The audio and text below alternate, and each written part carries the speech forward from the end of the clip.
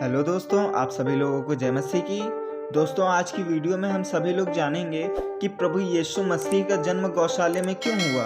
आखिर क्यों प्रभु यीशु मसीह चरवाहों के बीच पैदा हुए और प्रभु यीशु मसीह के जन्म से चरवाहों को क्या प्राप्त हुआ।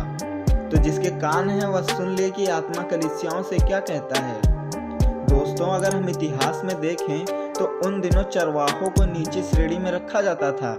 उनके साथ अछूतों जैसा व्यवहार किया जाता था, उनसे घृणा की जाती थी, क्योंकि ये चरवाहे रात को अपनी भेड़ों को चराते थे और वहाँ चोरियां होने पर यह समझा जाता था कि ये चरवाहे चोर हैं।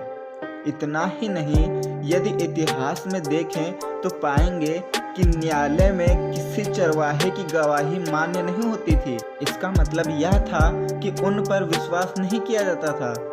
इन चरवाहों को दूसरे दर्जे के नागरिक के रूप में, छोटी जाति के लोगों के रूप में, अछूत व्यक्तियों के रूप में देखा जाता था।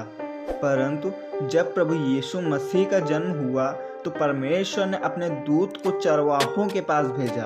उन्होंने कहा, देखो, मैं तुम्हें बड़े आनंद का सुसमाचार सुनाता हूँ जो सब लोगों के लिए होगा, क्योंकि दाऊद के नगर में तुम्हारे लिए एक उद्धारकर्ता जन्मा है और यही मसीह प्रभु है। इसका तुम्हारे लिए पता है कि तुम एक बालक को कपड़े में लिपटा हुआ और चरनी में पड़ा पाओगे।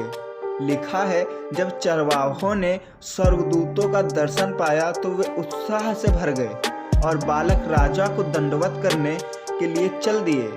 बैतलहम जाकर उन्होंने प्रभु यीशु मसीह को देखा और उसके बाद जब वे वहां से वापस आए तो उन्होंने आनंद का सुसमाचार दूसरों तक पहुंचाया। प्रभु यीशु ने इन चरवाहों को समानता का दर्जा दिया। उन्हें प्रभु यीशु मसीह से समानता का अधिकार मिला। प्रभु यीशु मसीह आज भी हम सभी को समानता का दर्जा देता है।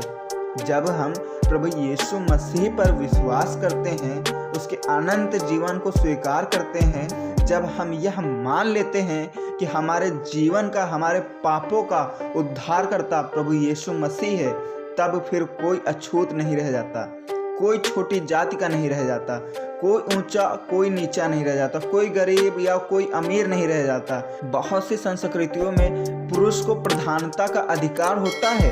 अफ्रीका के एक क्षेत्र में पुरुष को यह अधिकार है कि वह अपनी पत्नी को प्रताड़ित करे, परंतु प्रभु यीशु मसीह सबको समान अधिकार देता है।